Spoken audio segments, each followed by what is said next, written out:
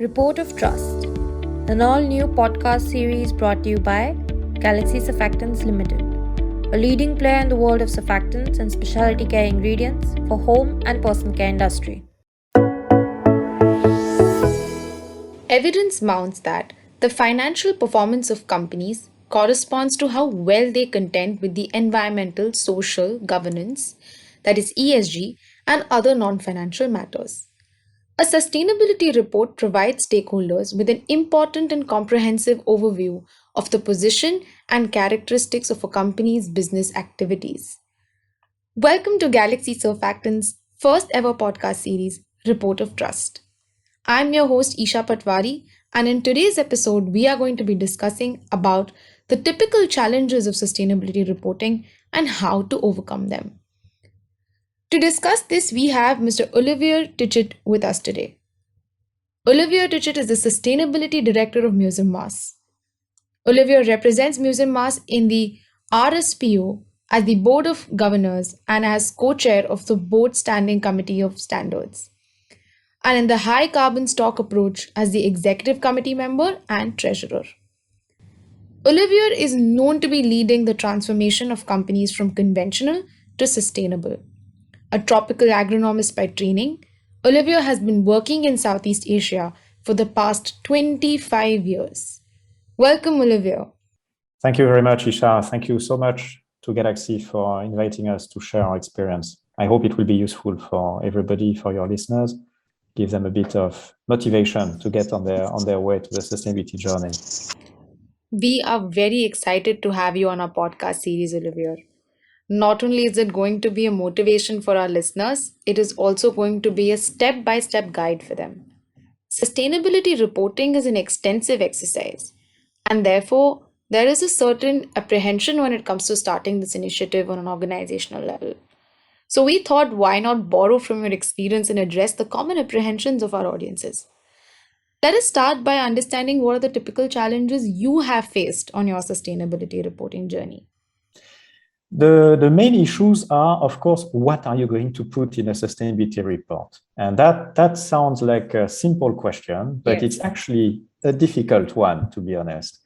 And I think we'll go back a bit more in detail on that. But the main point is, do you really need to make a separate sustainability report? Does it have to be a separate report? It doesn't have to be. If you're a listed company, you can include it. If you're a non-listed company, which makes its own reports, so like us, we're not listed, we're a private company, you can make it part of something else. Well, in our case, because we are not listed, we do not have a regulatory requirement to make an annual report. So we have a separate sustainability report. So I would say that that's the first thing that I can say. Challenge is, what do you want to put? Well, start small, I would say. For us, if you were to look back at our older reports, they are shorter than they are today. Very rightly put, Olivier. One of the first challenges is, what should we fill those 70, 80 pages with, like you said? And start small is a great suggestion for companies who are at the edge of starting their sustainability reporting journey. Coming to the next question, an exercise as extensive as the reporting of your sustainability performance comes with its own sets of challenges internally and externally. What, in your experience, does it mean to have the support of top management and those at the shop floor? What about the conflict of interest when making any kind of decisions about stakeholder inclusion? The first challenge is to make sure, I think you said it very clearly, the first challenge is to make sure that the top management is on board. It is important not only to have your top management support, it's also important to know for whom you are reporting. Who are your external stakeholders? Who are you trying to communicate to? Think about who is going to read your sustainability report and how you want that to play, basically. Why are you doing it? Are you doing it because your company is into that phase of its development? And logically, you come to the stage where you say, we are doing things, we want to report on them. Why do we want to do sustainability reporting? What is our objective? What do we have to report? You can think also about your banks. How are you going to show your banks that your business is going to remain relevant and competitive in the future? Competitivity is not only about how cheap you produce. It can be also how long you are relevant to your customers and to certain customers in particular. Indeed, so we go back to the initial point. Top management has to understand the use of the sustainability reporting and its purpose. And over time, maybe it grows a little bit, but at the beginning, make a decision. What do we want to report? Why do we want to report it? And who is going to be reading it? So everybody in the company has a role to play. You cannot just report in a sustainability report. You cannot just make promises, or you cannot just state very large overarching goals.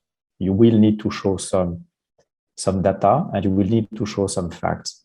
I think by involving the field people or the shop floor team, you might get new ideas or new understanding of what actually are the issues. And so you collect data for this year, but you're actually laying the ground for what you're going to do next year.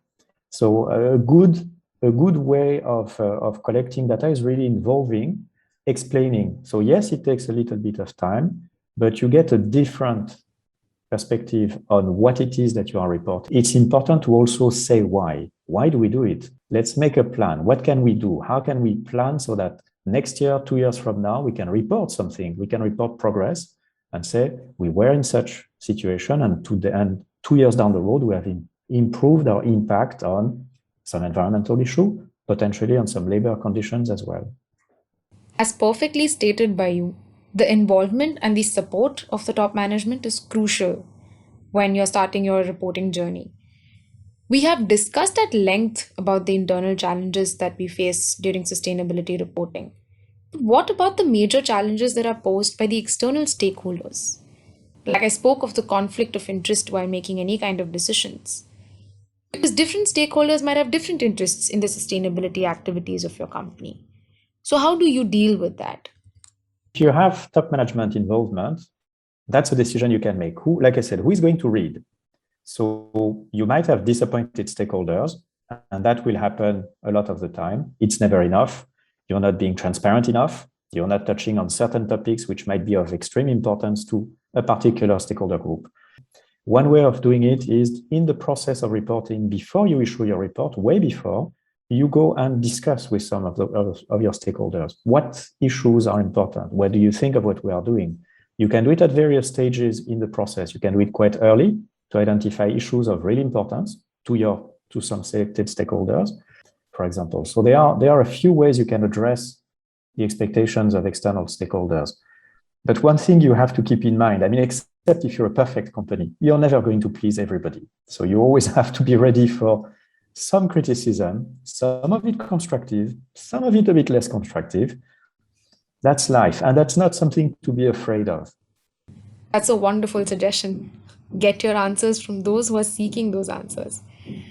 That is, we should go and engage with those stakeholders who are going to read our report and try to understand what is important for them. That brings me to my next question, which you have partially answered, but what are the material issues of an organization? And how do you identify those material issues while making a sustainability report? So, of course, material issues will be very dependent of where you are in the supply chain and what's your main activity. You have some expected material issues, emissions, at least direct emissions. And of course, labor is also always an issue. It's always good to explain what is your labor situation, how many men, how many women, what is the ratio potentially, why is it so? Again, there is no good answer. There are possibly some bad answers, but there is no really good answer. The good thing is to be transparent and explain what you are doing. So on materiality, broadly speaking, yes, it really depends on what is your main activity. But materiality can be a bit challenging in as much that if you have a lot of suppliers, some of the materiality might be on the side of your suppliers, and that becomes then a little bit challenging. So you can, again, identify that. Don't shy away from it. But what is the plan, basically? How can you do to then address the issue of reporting on that materiality, on that material topic?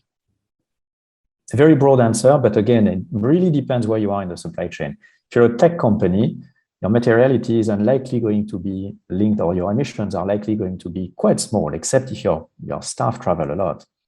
But if you are more on the cold face like us, or if you're in the field, if you want, your materiality will be different. It might be about land use change. It might be about what are your direct emissions. And also labor. Labor is often a very important item.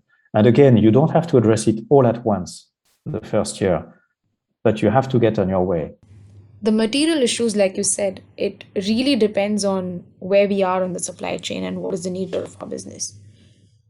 My next question is very standard, as our audiences would like to understand the challenges faced from the regulatory side of sustainability reporting.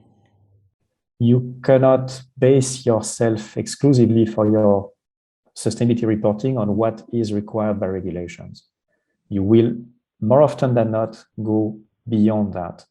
Once you get used to reporting, anyway, you will likely say, you will always try to be one step ahead. You never know if you'll be the right step ahead, but you try to be one step ahead of, or one step beyond what regulations require of you. I couldn't agree more. Sustainability reporting is definitely beyond just regulations. And like you rightly mentioned, investment decisions these days are being made on the sustainability activities of a company. Good ESG parameters are starting to become an indicator of good companies.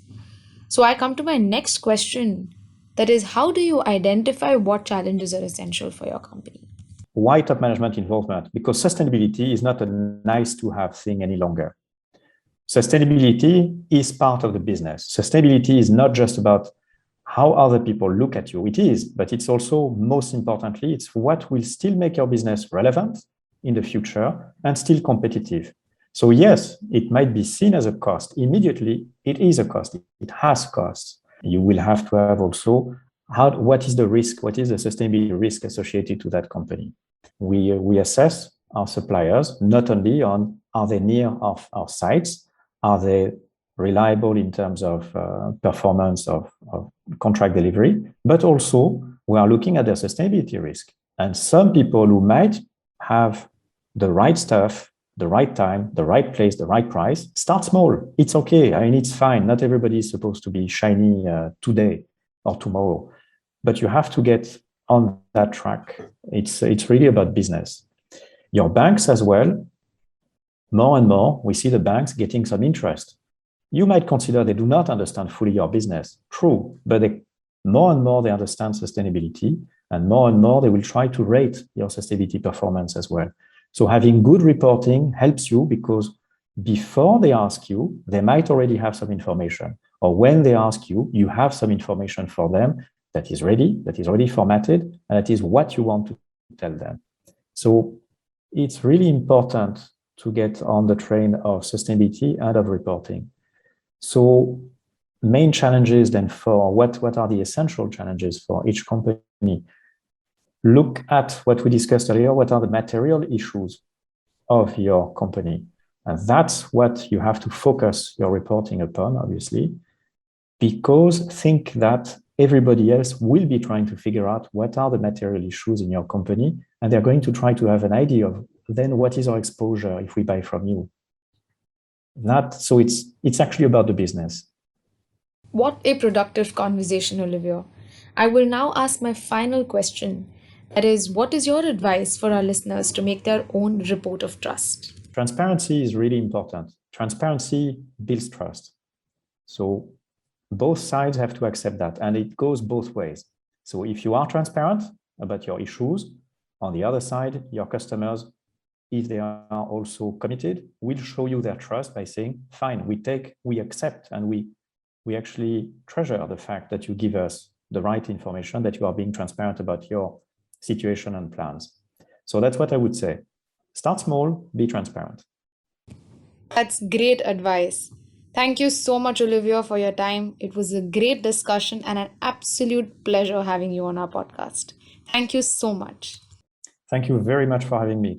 It was really nice to share a little bit, and I hope it's useful to everyone. Thanks for listening to the Report of Trust. We hope you enjoyed our deep dive into sustainability reporting. If you're keen to see how reporting can make a positive impact, join us in our next episode where we'll have another insightful conversation on can your company also start a sustainability reporting journey? How can you prepare yourself to start your journey?